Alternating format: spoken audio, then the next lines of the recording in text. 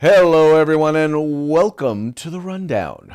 I will be your host today, Craig DeLuz, coming at you from the West Coast, the left coast, behind the Iron Curtain, otherwise known as the Sierras, in the state that is more and more becoming known as California. But as we all know, I don't do this program by myself. That's right. My name is Mike Piworski, coming to you live from the East Coast. It's the coast with the most from the co-host with the most here on, what is it? It's Feedback Friday. Feedback Friday here on the Rundown. Feedback It's a great day to be Friday. with you. Yeah, Feedback Friday. How's everybody doing today? How you doing today, Mike? Not too shabby. You know what we did last night, Craig? I know it was Thirsty Thursday yesterday for dinner, but after I got off the show, went inside and we had tacos again. Nice. Yeah, yeah. Very nice. Very nice. All good. Well, I have my weekend has yet to begin. Even today, after we get off the program today, I've still got more work for a client. They've got a big conference coming up this weekend, and I'm setting up the live stream and all of that stuff for them. And so I will be working again this evening on a Friday night. It is sacrilegious. It really is. It is just not right. But the hostage situation continues. Yeah, listen, it's tough, Craig. I've got some work scheduled for after this. I'm off to do a promotion with a cigar manufacturer and whiskey distiller, so it's going to be tough. You are so oppressed. That's hard work. That's hard work. But I'm jealous. Okay, let me just say it. I'm jealous. It's all good. It's all good. We'll see if we bring back some samples and I can share them on the air with you, or at least show them to you. Yeah, thank you, but doesn't do me any good. Tell you what, pop them in the mail. Send maybe FedEx them, UPS them, and then we will enjoy on Monday. Because guess what, folks? Monday is going to be our 400th episode. It's going to be epic. It's going to be huge. Right. So today we're going to party like it's 399. Like it's 399. I'm going to have to go find my little red Corvette again. What'd you say again? I'm going to have to go find my little red Corvette again. Oh, there you go. There you go. That'll be interesting. My little red Corvette and my raspberry beret. Your raspberry. You would wear a raspberry beret, wouldn't you? For Prince, or the artist formerly known as Prince again? Yep, sure would. Yeah. Now he's kind of known as the dude who died of ketamine. I want to play basketball with him. Okay. Took me a minute to get that one because he's only like, what, 4'11"? Little Prince. The Charlie Murphy true Hollywood story of him and his group of guys playing basketball with Prince. All right. On that note, why don't you go ahead and give a shout out to our sponsors? Let's say hello to our good friends over at Hitman Industries. That's hitmanindustries.net, hitmanindustries.net. You got yourself an AR in the past 5 years, probably got one of their barrels, don't even know it. Well, now you can buy from them direct for your next AR build, or replace the barrel in your current rifle, or make yourself a new upper so you have another upper for your rifle. That's hitmanindustries.net. Let's see, the California Republican Assembly is fighting a good fight behind enemy lines there. You saw what good work they did, and the votes continue in California. So make sure you support the California Republican Assembly. If you want some awesome tactical gear, some great tactical gear, field gear kind of stuff, go to uscombatgear.com. And here's the special, right? Running this special all week long. If you want to get yourself a holster, a nice, concealable holster, great retention, perfectly fit, not some generic one made. Each one of these is handmade by the veteran owned and operated, John there at Hog Holsters, HAWG holsters.com, HAWG holsters.com. That's HAWG, helping Americans wear guns, and give them the discount code, The Rundown, all caps, all one word, The Rundown, and get yourself an awesome holster. Get yourself a Hog holster today. Trust me, check it out. Check them out. They are phenomenal holsters. Yeah, sweet. That's what I'm talking about. Anyway, folks, these are our sponsors. Look, they bring us to you so that we can bring you to them. So do us a favor. Do them a favor. Do yourself a favor. Follow the links in the description of this program. You can check out their websites. I know you'll like what you see. Spend some money with them, and make sure to tell them that the guys over at the Rundown sent you. That's Also, want to us. encourage you, if you haven't already done so, please make sure like, share, subscribe, like, share, subscribe. Let your friends know the Rundown. This is the place. This is the place to have these sorts of conversations, to have a good time talking about politics, talking about guns and all that fun stuff. So make sure you're letting your friends know about the program. That's it. Right here. Watch us right here. Rocher, Rocher, Rocher. Okay, let's go ahead and get into today's news stories. Nancy Pelosi from the great state, or maybe not so great state, from the state of California, from San Francisco, Cisco, has decided that she is no longer going to be the leader of the Democrats in the U.S. House of Representatives. As you may recall from yesterday, Republicans have taken over the House. Kevin McCarthy, also from California, will now be the new Speaker of the House. And Nancy Pelosi has decided that she is no longer going to be the leader, which she decided. I don't think she decided it. I think they pretty much decided, Nancy, your time is up. You're 82 years old. It's time for you to go. And so it's now basically she is stepping down. Her and her entire leadership team will be stepping down after 20 years.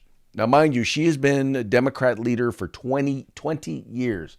And while I am not a fan of Nancy Pelosi's, I'm not a fan of her politics at all, I have to say that she has been successful in doing exactly what it was that she wanted to do, and that the House is definitely more left leaning than it was when she got there.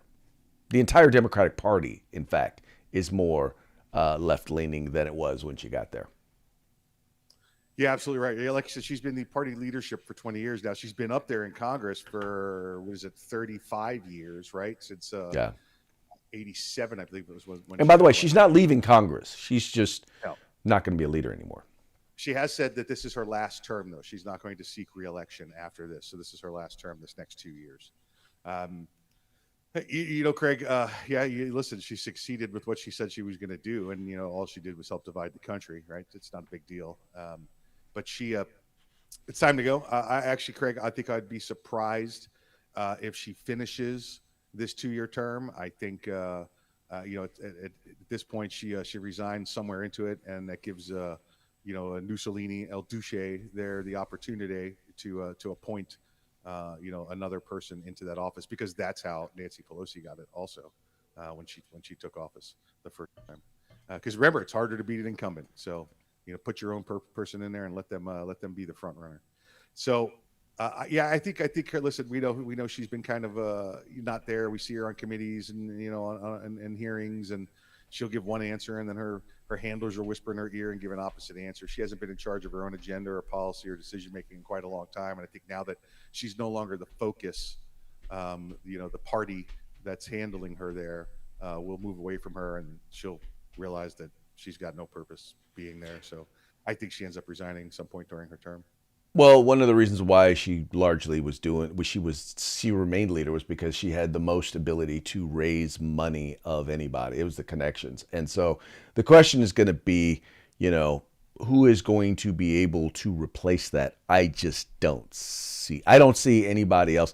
There's a gentleman, I believe his name is Hakeem Jeffries, I think is going to be the new no, God, it's not Hakeem Jeffries. Anyway, maybe it is Jeffries. Anyway, it's going to be, from what I understand, the first African American speaker or minority leader, or leader of the House. It Oh, okay. depends. If she steps down like right away, then he'll be speaker for about a month. Right. Right. Otherwise, he will be minority leader. Okay, how about that? How are you gonna make the black guy the minority leader? What's up with that? Oh, damn. Damn. That all of a sudden, literally, folks, on air, that just hit me. Okay, so in other words, now that you're no longer in the majority, the white lady steps down, and the black guy becomes the leader. Yeah, it is Hakeem Jeffries. They're looking at, and Catherine Clark, Massachusetts, and Peter Aguilar of California are the ones that I guess are going to be looking to step into her minority leader role. Yeah, I believe it's going to wind up being. Pete Aguilar, I don't know that well. I think it's going to wind up being Hakeem Jeffries, who is going to have a very hard time keeping that caucus together. Because the challenge that the Democrats are going to face now is the wokedivists versus the traditional Democrats. And don't get me wrong, traditional Democrats have always been bad, but they're not nearly as bad as the wokedivists. Yeah. But right now, what you've got is you've got the tail wagging the dog in the Democratic Party, and Hakeem Jeffries is one of those wokedivists. Yep, yep. There you go. That's it's another great product of the fine state of California. Yeah. Well, no, Hakeem Jeffries is from New York. Is he? Yes. No, I thought you were talking about Pete Aguilar. I'm sorry. Oh, Pete Aguilar.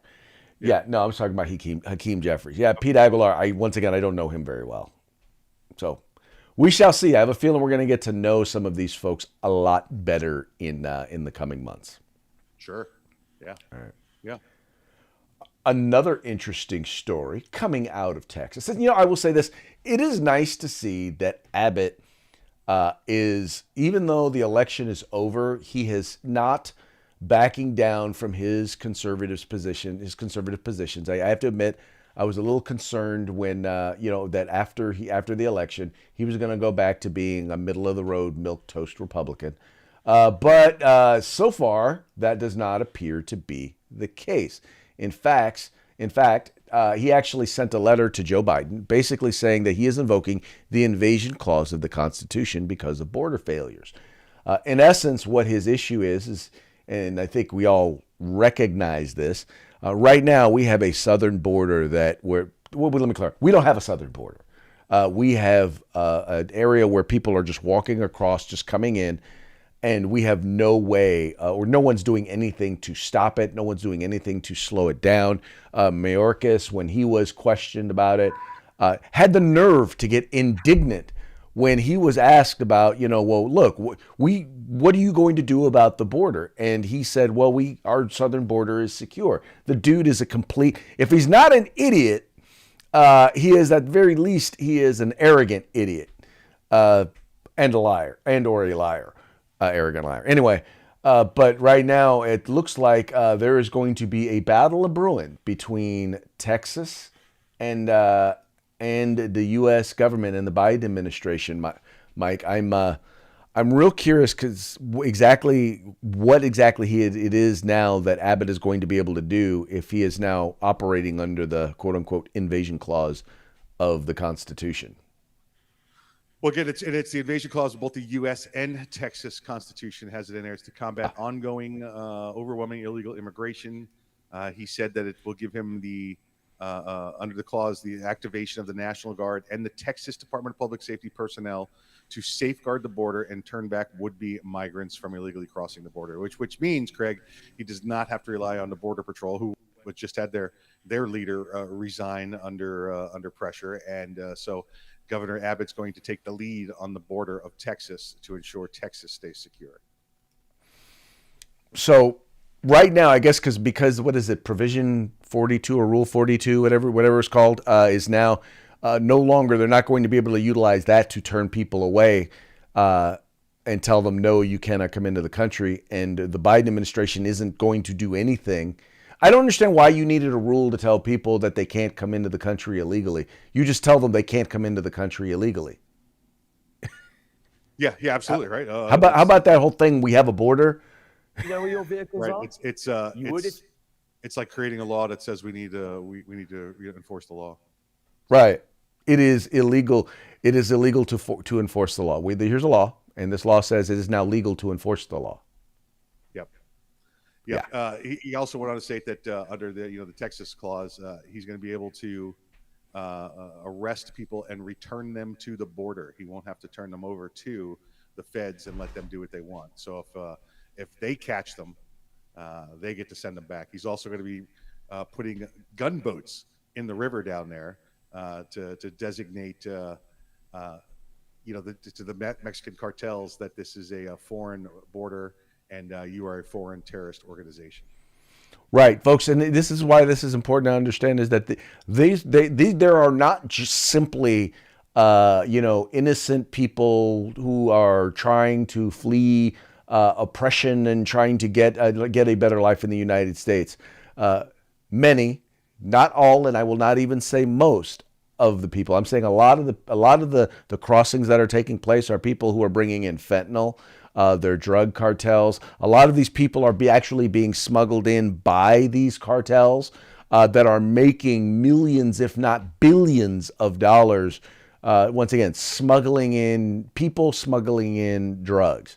And so it is literally almost a war on those on our southern border. Yeah, and like you said, Craig, it's art of the U.S. Constitution, Article 4, Section 4, and it says the U.S. shall guarantee every state in the Union a Republican form of government and shall protect each of them against invasion. So the governor has said, listen, you're not going to do this, and under the Texas Constitution, we are. Well, and what I think he needs to then do at the same time is sue the federal government and get their money back. Yep. Under the Texas Constitution, Article 4, Section 7 states that the governor, as commander in chief of his military forces, shall have the power to call forth the militia, to execute the laws of the state, to suppress insurrections, and to repel invasions. There you go. There you go. And I don't see how you can look at what is going on in our southern border and not refer to it as an invasion, because that's exactly what it is. Oh, it's clearly an invasion. Yeah, clearly an invasion. And the governor down there said, enough is enough. Here we go. And when he Right. says militia, folks, he's talking about. Remember, you got two kinds of militia. You got the regular militia and the irregular militia. And this is still in U.S. code. Regular Right. militia being your reserve forces, like your National Guard or your State Guard, and then irregulars are those that are not normally in uniform. And it actually says any able-bodied person over the age of 17, able-bodied man over the age of 17. That means man, like man or trans man. Like man, like born with the twigs and berries. Okay, got it. Just checking, man. I know Yeah, it's Texas. I shouldn't have to ask. that's it. Yeah, yeah. All right. Here's another one. So at the same time, at the very time that those on the left, the folks in Washington D.C., are doing their best to restrict the rights of law-abiding citizens to be able to possess firearms, in Washington D.C., they are actually seeking to do the exact opposite when it comes to criminals. Right now, Washington D.C. is set to lower the penalties for carrying a firearm without a permit, as well for in particular for felon in possession. Now, mind you, Mike, I don't mind not having a huge penalty for carrying without a permit. So if you're a law-abiding citizen, you're carrying and you get caught. Yes, okay, you don't have a permit. If it's against the law to carry without a permit, you should have to deal with it. Though it shouldn't be crazy, but the idea of lowering the fees or lowering the penalties for being a felon in possession of a firearm, I don't get that. Yeah, these two should be going in the opposite direction, Craig. Where we have, they have the penalties for carrying a firearm without a permit. Listen, in 25 states now, that's legal. So we're going to be penalizing people for something that's legal in half the country. So I agree with you there wholeheartedly. But on the flip side, the possession of a felon with a firearm, they're lowering that where they should be increasing that. Come on. What about all these crazy moms against drugs and every town for nonsense? Let's this is what you want. You want to stop violence with guns. How about you have less criminals carrying guns, less felons carrying guns, and the way you do that is increasing the penalties, not decreasing them. Yeah, they're making where they live, they're making it more dangerous, and then they're making it harder for people to be able to defend themselves from the very criminals that they are once again releasing on the streets. I'm sorry, if you're a felon in possession of a firearm, the penalty should be stiff. That's just my Yes. perspective. Yeah, I know. I agree completely. That should be one of the minimum sentencing guidelines. Felon with a firearm, bye bye. Have a good Right. one. See you later. All right, let's get on. Let's talk about Woktivist. And talked about Woktivist. It's now by the way, we are now in. I don't know. We are officially in the holiday season. I've kind of given up on the idea that we can't talk about Christmas until after Thanksgiving, simply because you can't walk into a grocery store or anything like that without the Christmas stuff smacking you right in the face. But in this particular case, we've got a story about Santa Claus, and specifically, I'm talking about Tim Allen. Tim Allen, who played Santa Claus in the Santa Claus movies, he is actually reprising that role in a new series that he's doing there for Disney.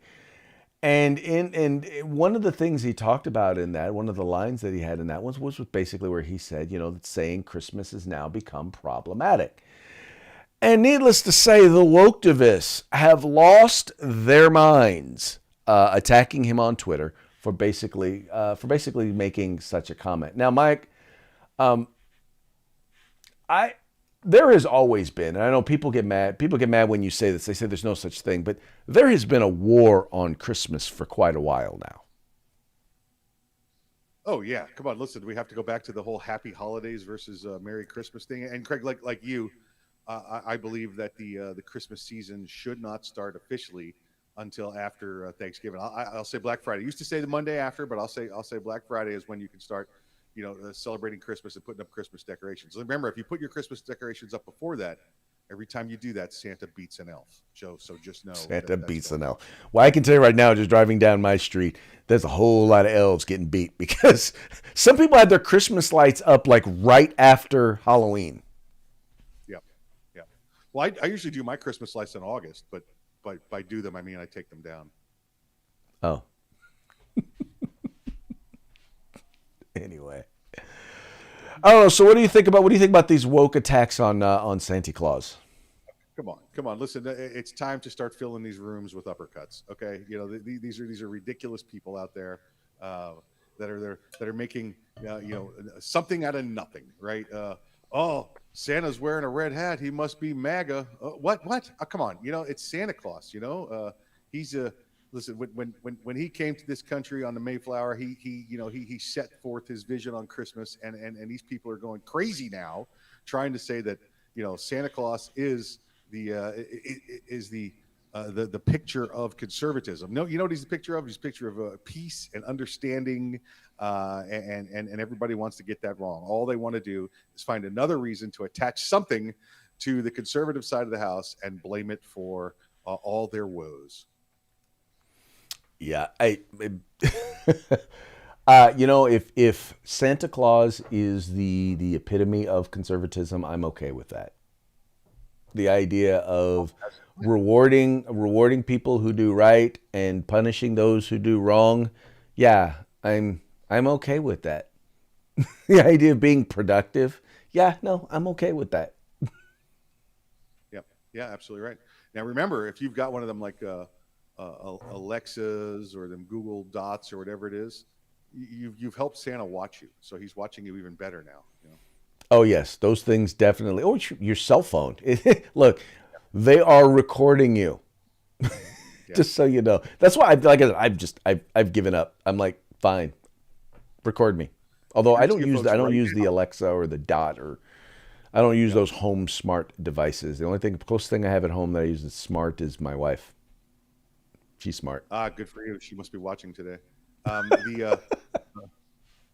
Folks, I guarantee you, after today's program, if your cell phone's in distance of our voices right now, that after today's program, when you pick up your phone, you're going to have some of this Christmas ad nonsense or Christmas stories going to pop up in your feed. It's just the way it works now. That is definitely the way it works. Yeah. All right, let's move along to our parting shots today. Got some fun stuff for you. This first one. As you know, Elon Musk has laid down the law over there at Twitter. He's made it very clear. Look, folks, if you're either here to work or you're not. You're either coming in to work or you're fired. You're either, you're paying for your own lunch. We're not doing this anymore for you. And there are some people.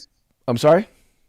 No free rides. No free rides. And there are some people who are like, why is Elon Musk even bothering with a lot of this detail stuff? And the funny part is like, no, he's really not. This is a scene from oh, this isn't Infinity Avengers. Wars. It's the last Avengers. Endgame from Yeah. Yeah. Avengers. Avengers Endgame. There you go, Avengers Endgame. And it's got one of the employees looking there saying, "Fired Twitter employees." It says, "You took everything from me." And then it's got Thanos there looking at them, and he's supposed to be Elon Musk, and he says, "I don't even know who you are."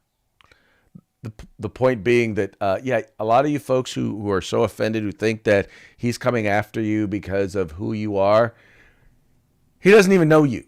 What he knows is that he paid $44 billion for a company that's bleeding money, and yeah, he that ain't happening no more. That's it. Changes are afoot, And listen, he's a businessman. He's going to run it. Listen, I'm sure he doesn't hate the employees or doesn't care for them, but the way you care for all of your employees is cut the dead weight and reduce costs so those employees can benefit from their jobs when the company benefits. There you go. There you go. Make some money, man. Make some money, man. Make money, money, make money, money. So, Mike, do me a favor. Now, I heard about a story the other day. There's tell me about this missile strike that happened in Poland. I heard something about it, and it had something to do with Ukraine. So remember, Ukraine, Poland, Russia all come together there over in the eastern part of Russia and eastern part of Europe, and obviously we know that the Russians and Ukrainians are in a war right now. The U.S. has been using, and a lot of NATO forces have been using Poland as a staging ground for sending in equipment. Poland is an active member of the United Nations, NATO, and EU. So they're still unsure. I've read a couple of reports they know, a couple of reports they don't know, a couple of reports on conspiracy theory, stuff like that. Poland fired the shot. Ukraine fired the shot at Poland, so Russia would have to take the blame, and somebody else would maybe attack Russia and take the pressure off of Ukraine. All conjecture at this point. One thing we do know is that from somewhere down in the Ukraine, don't know who it was, whether a Ukrainian force or a Russian force, a missile was inadvertently, we'll call it that still, inadvertently fired at Poland, and Poland received a missile strike or a small rocket strike. So that's currently what we know there. Okay, so now I do believe though they've actually identified the Ukrainian soldier who was responsible for firing this missile. Yeah, again, Ukrainian, maybe Russian poses Ukrainian, maybe just a Russian himself, but yeah, it's definitely somebody from within the Ukraine fired a rocket at Poland, and they don't know who until now. Wait, that guy looks familiar. I know that guy. Yeah. I didn't fire it. It just went off. I didn't fire it. It just went off. I did not have my finger. I did not pull the trigger. For those of you who are wondering, who are just listening to the program, it's a picture of Alec Baldwin holding a rocket launcher. Yep. It looks like a dragon missile. Yep. All right, and our final parting shot. As you all know, there's another story that's out there about a young lady who got very, very frustrated, and she complained because she is a volleyball player, and a male volleyball player who identifies now as a female went into the girls' locker room, the female locker room, and was walking around. How shall we say? Anyway, was walking around. It hadn't no surgery, no nothing. Just basically walking around as a male in a female locker room, or with male. Let me clarify: with male parts. Yeah, twigs and berries. Yeah. Anyway, with twigs and berries, trying to be politically correct. But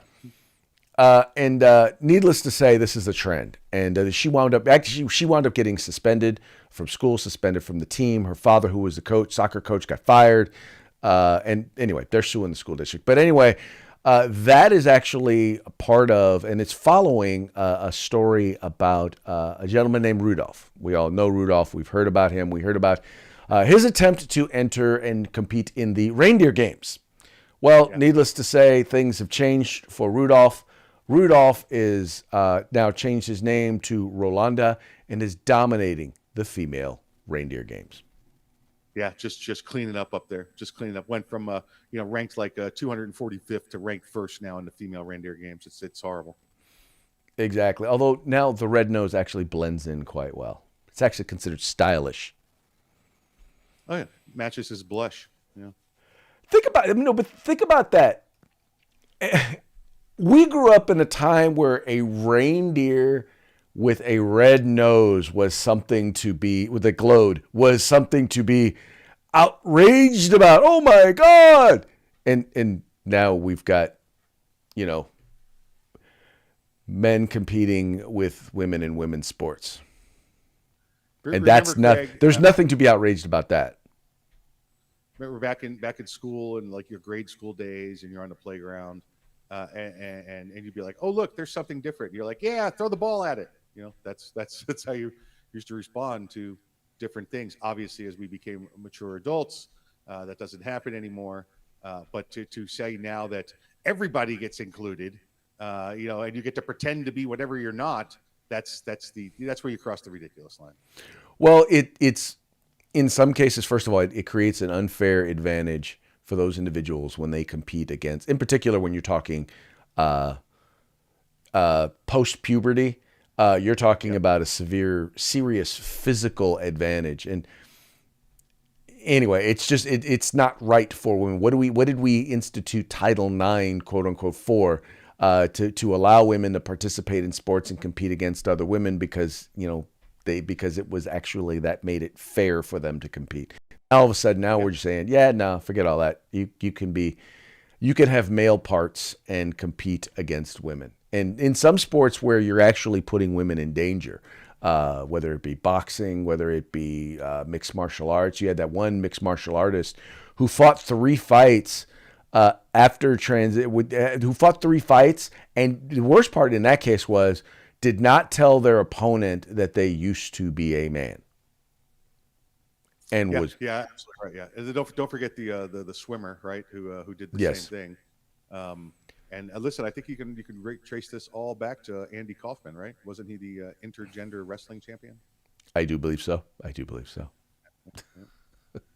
All righty. Well, Mike, it's about that time.